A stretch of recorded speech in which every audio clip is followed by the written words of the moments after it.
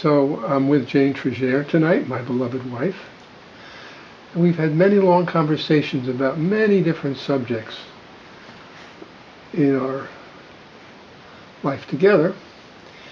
And one of the subjects that's come up for us now is facing what lies ahead. And you've been remarkable in dealing with a medical situation that is quite serious. And for me, you've been very inspiring and resolute, though I know there's a lot of fragility involved too. So do you want to speak a bit about what your thoughts are about what you're experiencing now and about what the future holds, and your thoughts about life in general? Life in general is a big topic, Ken. I think for this little mini interview tonight, and let's not make it too long because it could go on and on. So watch the time.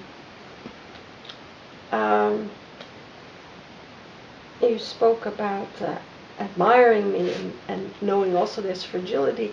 Reminds me that tonight I had a conversation with Rachel, and I don't think I can verbatim repeat this whole conversation, but there were some interesting things that we spoke about.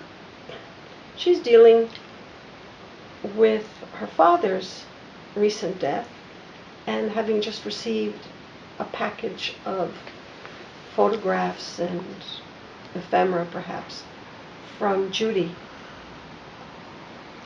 And how emotional it was. It reminded me of when I very long ago, back when we were living in East Hampton, when I started going through my family papers, and I found it so hard. I couldn't get past a few pictures or a few letters, and it was just more than I could deal with. And I think that's probably one of the reasons I postponed it for so long.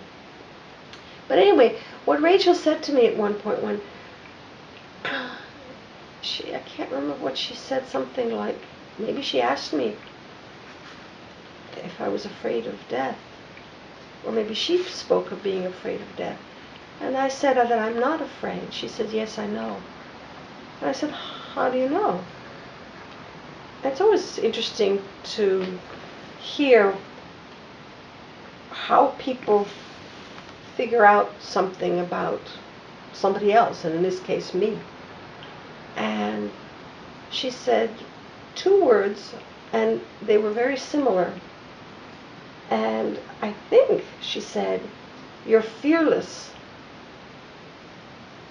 and something else. And I said, I'm not fearless. That's not why I'm not afraid of death. I've come to terms with it. I've thought a great deal about it.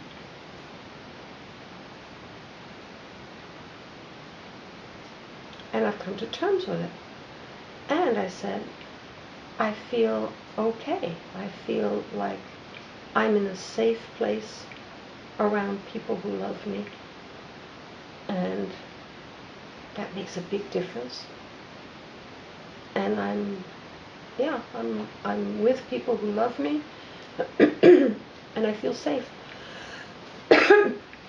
Also, which this I didn't tell her, is that a technique that I've always used when something difficult is presenting itself, and one could simply go to fear.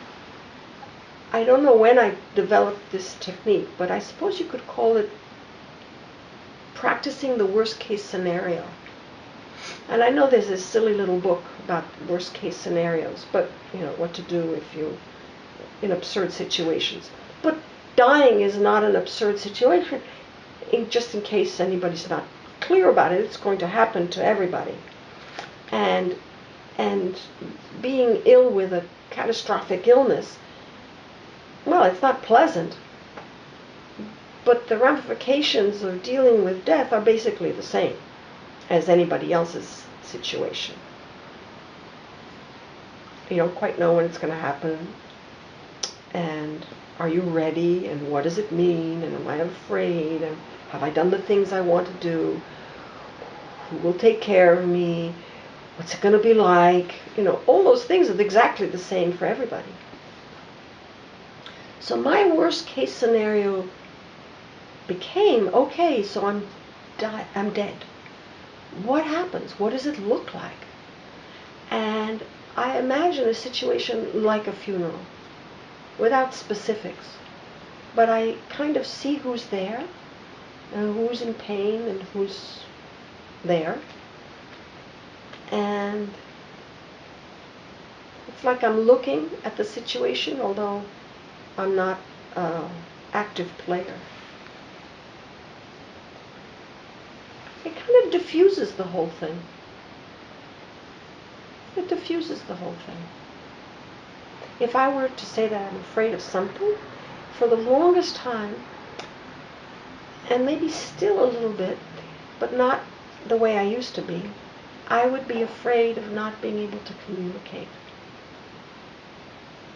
And I think that's probably something based on childhood experience. But to be in, I saw a film one day that somebody highly recommended, and it was an incredible film, but for me, traumatizing. It was a man who had a stroke or a car accident or something that left him in a locked-in syndrome, meaning he could think, he could see, he could hear, and he couldn't move anything on his body or speak. That doesn't sound good in any way whatsoever. And I used to think and practice my worst case scenario for this situation, which, why should I get it at all? But I suppose it's not everybody gets locked in syndrome, but there are situations as you become disabled where you might not be able to communicate what you're feeling, what you need, so anything, your wants. And I used to do my worst case scenario business, and I would figure out with whoever was with me how to communicate. The blinking of eyelids, somebody would come up with a board. And these are things that you see in the movies, and people who are in nursing homes probably actually use them. Or maybe not nursing homes, only hospitals. How do you communicate to somebody who has a brain, who's thinking, but hasn't the capacity to write, to speak? And I realized that I really depend on the wits of somebody who's around me. I think I would know how to do it for somebody. It's not clear to me that everybody I know, even the ones I love enormously, have the smarts or the wits to figure out how to do it. And I guess that's a concern. But I don't have that so much anymore, because I think that Ken would figure it out.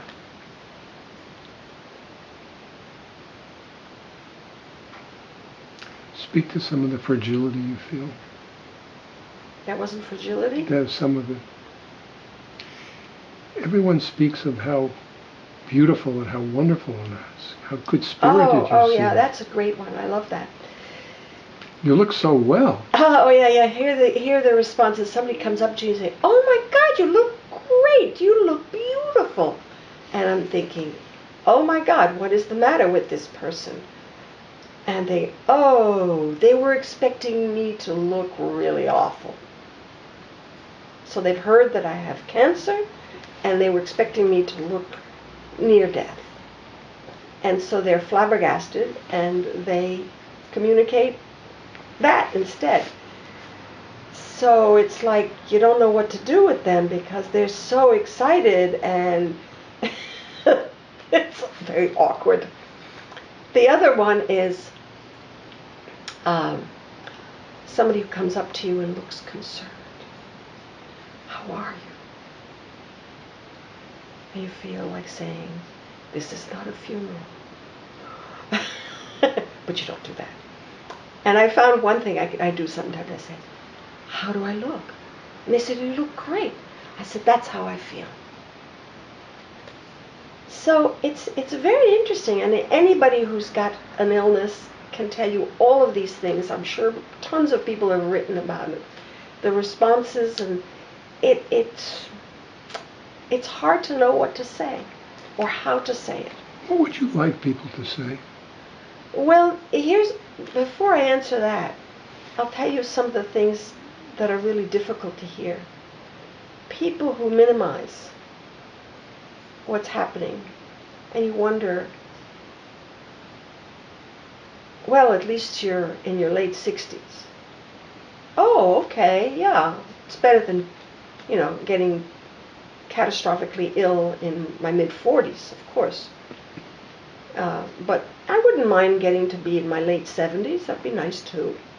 I think I have things I'd like to be doing then. Maybe even to my early 80s. So we took a break, and what I was talking about before was the three reactions people have to people who are coming up, to people who are sick. So one was minimizing, the other is to teaching you, and the truth is, there's a lot I've learned. And actually, I think what I was trying to say was that wouldn't that be an interesting exercise to try to get younger people to think about? I mean, you have 3 months to live. What is it that you want? What's important in your life? You have a year to live. I mean, make it short so that people can get the sense of like the immediacy of like what is important. Anyway, then there are the people who this is wonderful. I mean, it's really all the responses, and I've been there myself as one of these three people. The third one is they're going to solve things for you. Oh, have you seen my chiropractor? I have just the treatment for you, or you should see this, you should go to this institution, you should eat those foods, and that can be a little wearing. That can be wearing, because part of me wishes to be able to do something, and I don't want to throw out of hand somebody's idea if it really is the magic potion. I also, as I said to my doctor the other day when he asked me, I said I want a balance between hope and reality. If it's only reality, well, you might as well just be preparing a funeral. And if it's only hope, then it's a little bit la-di-da, and it's just not realistic.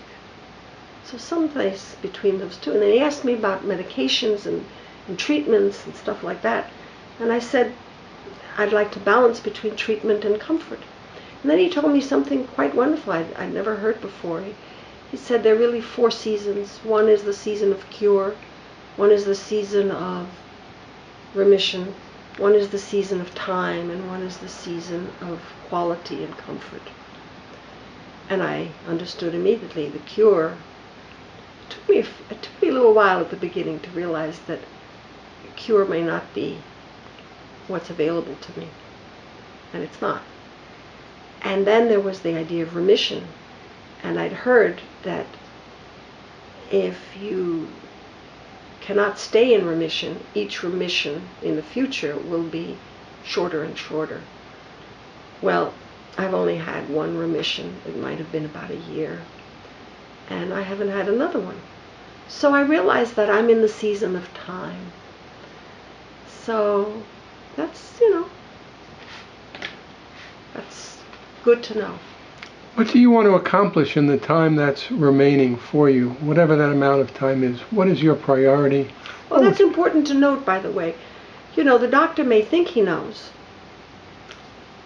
And I remember that back in 2014, the doctor who was my surgeon, when I pressed him, he said, well, with this special surgery that you had and treatment that came afterwards, the statistical average is 7.5 years. Well, that seemed like a nice chunk of time. But you know what? That was 4 years ago. And I realized that part of me was in some kind of denial. And what did I do with those 4 years that was significant and moved forward the things that I want to move forward? Not enough. And I saw how one can just not waste, but you can miss opportunities in life. But in fact, Ken reminds me that during those 4 years, I started an art gallery, made it work, and put up 10 shows, and then closed it. So I did something during the 4 years. And I guess they were quite wonderful things. But you ask me, what is it that I want to achieve? Well, it's a kind of a cleanup, but it's more than just cleaning up my messes. There are things that I've been collecting to do later that now is later, and I waited too long to do. I also, when I moved to this building in 1994, something happened. I sort of lost track of my own stuff, physical stuff. I had a file cabinet with my things. I kept track of everything for a long time. And then when I moved here, I lost track of it, and I'd start new files. And then if duplicate files, and then it just got more and more complicated, and I started doing things like being on committees, and they took precedence, and then there were more files, and it's just like almost ghastly. But the files that are really important to me are now, they've augmented because people who have died have left me more. And I have papers and papers and boxes and files full of photographs and letters from the 20s, 30s, 40s, 50s, 60s of all the different members of my family writing to each other or to me or about me, or letters from me to them that I've gotten back. It's overwhelming, actually. But it's also fascinating. And as I said earlier, that I was trying to go through some of this stuff way back and it was too emotional. Now it's not emotional in the same way. I'm a different point in my life. And I feel a sense of obligation and duty to my family to leave them things in some orderly fashion so that you can enjoy it and learn something just as I've learned something. So that means that some of it has to get translated because it's in languages that my kids don't speak. And there's 16 millimeter and 8 millimeter film that no one has machines to look at it, so I have to transpose it onto something. It involves another project, which was my, I don't know how many, 32 albums or something, that all stop in something like 2001. What happened in 2001? The computer and photography that gets stuck in the computer.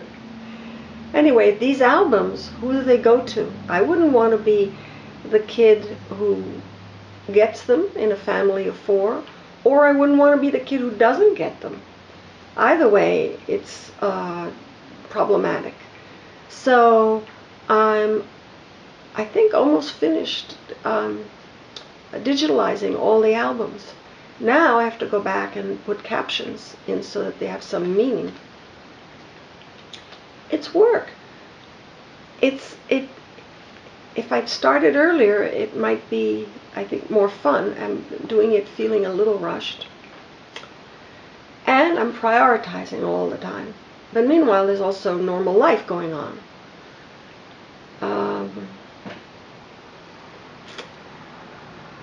And the third thing is my writing.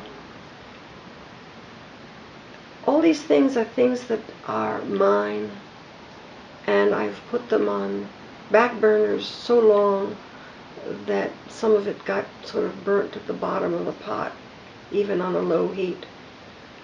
And it's something to think about. And when I get the trust and ear of a 20-something-year-old or a 30-something-year-old, and I have the opportunity, it comes up because of something that happens in their life, I present them with the issue of, are you doing what you want to be doing?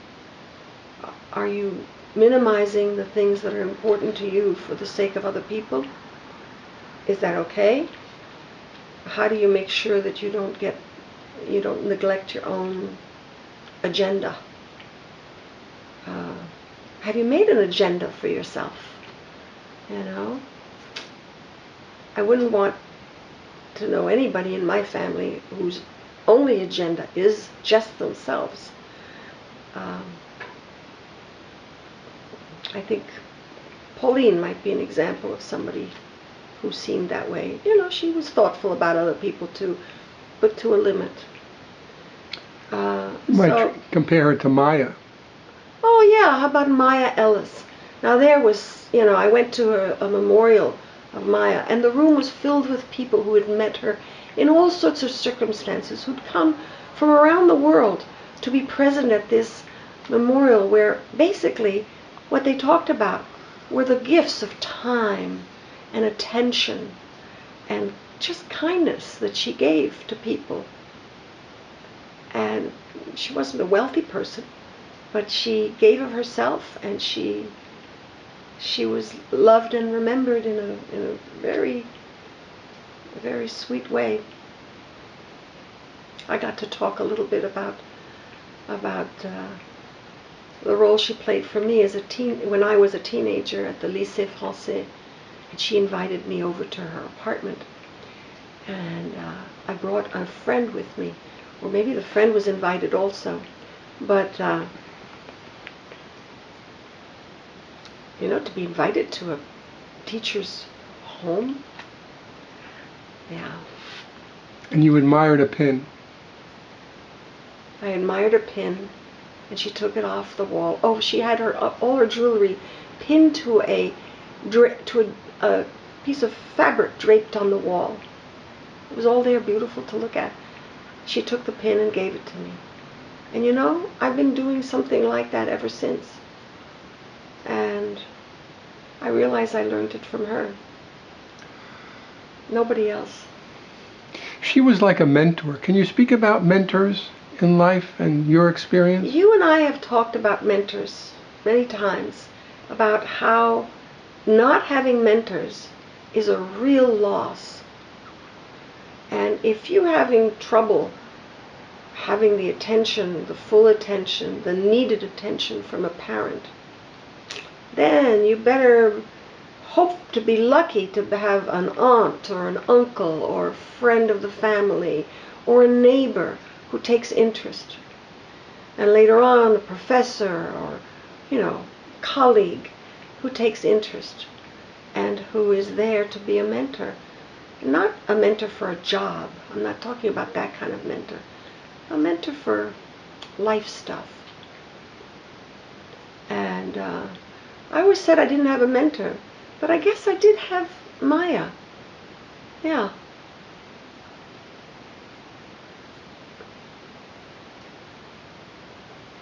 Yeah. Ken, you say you didn't have anybody. So, what's to learn from that? Instead of crying about not having had a mentor, be a mentor. Be a mentor. I was just looking over something Rebecca sent me as a gift. And she put all sorts of lovely things that we talked about over the years. And one page, it was a little art book she created. One page said, "Make it a nice day." And I remembered how I said to her, make it a nice day. You're responsible for making it a nice day too. Don't just wait for it to be a nice day. You make it a nice day. Didn't have a mentor? Be a mentor.